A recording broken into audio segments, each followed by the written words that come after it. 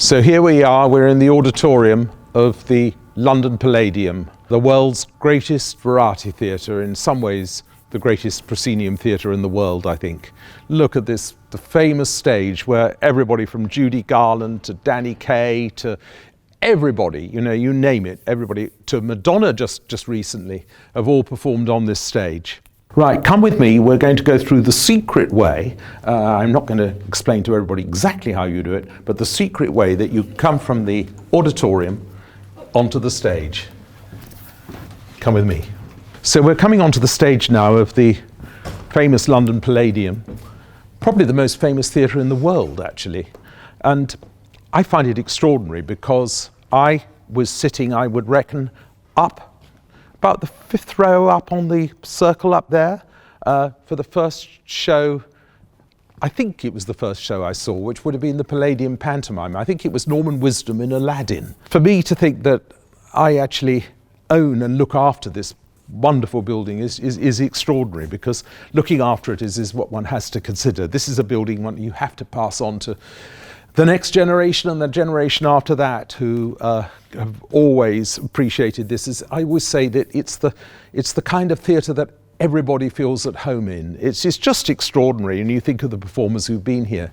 And I myself have had 3 productions here. I had my version of Josie and the Amazing Technicolor Dreamcoat, and then the second version of that I produced. Actually, I've had 4, because I did The Sound of Music in here with Connie Fisher as Maria, and then we did The Wizard of Oz, of course, which was a great production too, both of them directed by Jeremy Sams, a fabulous musical director. Now, I just want to show you one thing, because this is what theatre really is all about. And just look at that, and doesn't it want to say, please perform?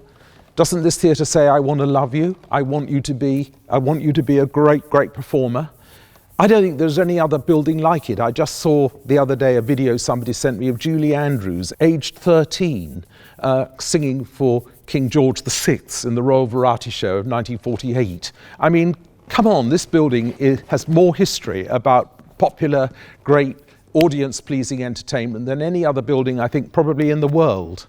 It's just fabulous. I always remember when I was a kid that the famous John Betjeman, who wrote about buildings and probably was the guy who turned my generation back onto Victorian art again, he always used to say that the big difference between a church and a theatre is that in many ways they're very similar, because when there's no congregation or there's no audience, the buildings are empty, save for a cleaner.